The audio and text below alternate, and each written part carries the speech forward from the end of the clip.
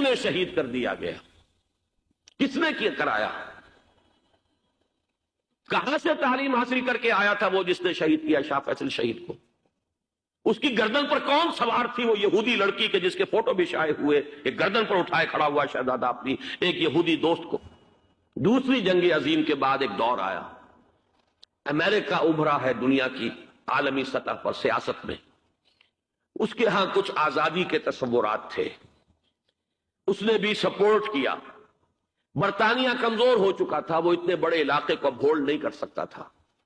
ہندوستان بھی آزاد ہوا، پھر یہ کہ اور دوسرے علاقوں سے بھی اس کو پسپائی اختیار کرنی پڑی۔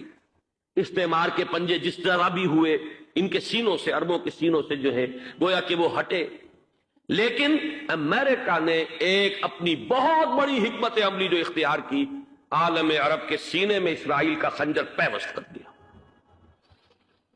تاکہ یہ کبھی آزاد نہ ہو جائیں، ہمارے انگوٹھے تلے رہے، ہماری پالیسی گورن کرے۔ یہ استعمار کا دوسری جنگ عظیم کے بعد جہاں برطانوی استعمار، فرانسیسی استعمار رفتہ رفتہ یہ ہٹنے شروع ہوئے، صدر ناصر نے انگریزوں کو اٹھا کر پھینکا میڈیٹرینین میں اور دوسرے جگہوں سے، الجزائر نے آزادی حاصل کی فرانس سے، اطالویوں سے جو ہے لیبیا والوں نے آزادی حاصل کی، یہ ہو گیا، لیکن ایک خنجر پیوست کر دیا گیا اسرائیل کا سینہ عرب۔ اس صورتحال میں ظاہر بات ہے کہ ایک تو بڑی آئیڈیل پوزیشن تھی کہ پورا عالم اسلام متحد ہو، لیکن وہ تو بہت دور کا خواب معلوم ہوتا ہے۔ علامہ اقبال سے بڑا کوئی نقیب نہیں ہے ملت اسلامی کی وحدت کا، ایک ہو مسلم حرم کی پاسبانی کے لیے نیل کے ساحل سے لے کر تا بخاک کاشغر، لیکن انہیں بھی اپنے لیکچرز میں کہنا پڑا کہ اس وقت جو صورتحال ہے پورے عالم اسلام کی ایک وحدت بن جانا تو تقریباً ناممکن نظر آ رہا ہے۔ اگر کسی طرح ایک common wealth of Muslim nations وجود میں آ جائے تو بھی بڑی کامیابی ہوگی، لیکن اس سے بھی پہلے یہ تو زیادہ آسان تھا کہ عالم عرب ایک وحدت کی شکل اختیار کر لے۔ یہ تو ایک قوم ہے، اکثر و بیشتر ایک نسل یا زیادہ دو نسلیں کہتی گئی، شمالی افریقہ میں بربر نسل بھی ہے، باقی تو سب عرب ہے۔ یہ پورا عالم ایک نسل، ایک زبان، پورے اتنے رقبے کے اوپر بولے جانے والی ایک زبان، یہ تو ایک ہو جائے۔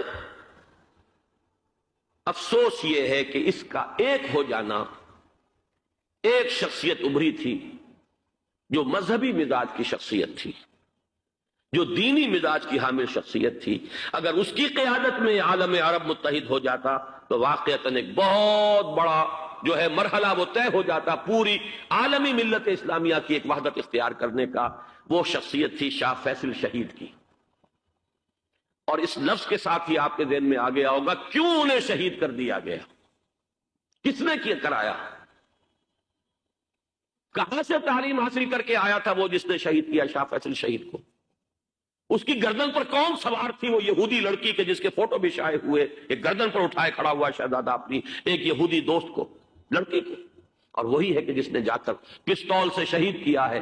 اچھی طرح جان لیجئے، جیسے بارہا میں نے عرض کیا ہے کہ حضرت عمر کو شہید کرنے والا کہنے کو ابو لولو فیروز تھا، لیکن اس کے پیچھے پورا ایرانی نسل پرستی کا جو پورا پس منظر ہے، اسے تو ہر شخص جس کی ذرا بھی نگاہ جو ہے جو صرف منظر کو نہ دیکھ رہی ہو، پس منظر کو بھی دیکھنے والی ہو، وہ تو جان دے گی کہ ابو لولو فیروز ایک فرد کا نام نہیں تھا، وہ ایران کا انتقام تھا عالم عرب سے۔ بالکل اسی طریقے سے یہ امریکی استعمار کا ہتھ کنڈا تھا، اسے محسوس ہوا۔ شاہ فیصل مذہبی مزاج کا شخص یہ ابھر رہا ہے، اور یہ شاہ فیصل کی حکمت عملی کا ذرا آپ اندازہ کیجئے۔ لاہور میں سمٹ کانفرنس ہوئی، اس میں وہ آئے، سب سے ٹاورنگ پرسنالٹی پورے اس وقت عالم اسلام کے اندر شاہ فیصل کی تھی، اور وہ گویا کہ ایک بہت ہی جس کو کہا جائے کہ ایک بہت ایلڈرلی، ایک بزرگانہ ایک شخصیت جو ہے، اور انہوں نے اپنے دولت کے دروازے، عرب میں وہ مشہور تھے کہ نہایت خسیس اور بخیل انسان ہے، اس لیے کہ وہاں وہ خرچ کرتے تھے حساب کتاب کے ساتھ، لیکن ان کے خزانے کھلے ہوئے تھے عالم اسلام کے لیے، ادھر بھی مدد ہے، ادھر بھی مدد ہے، ادھر بھی کام ہو رہا ہے، ادھر بھی کام ہو رہا ہے۔ پھر انہوں نے تیل کا ہتھیار استعمال کر کے ایک دفعہ امریکہ کو دن میں تارے دکھا دیے تھے، لہذا ان کا ہٹایا جانا سین سے یہ امریکی استعمار کے لیے لازم تھا۔ دین کی بات پھیلانا صدقہ جاریہ ہے۔ ثواب کی نیت سے ویڈیو کو شیئر ضرور کیجیے۔ جزاک اللہ۔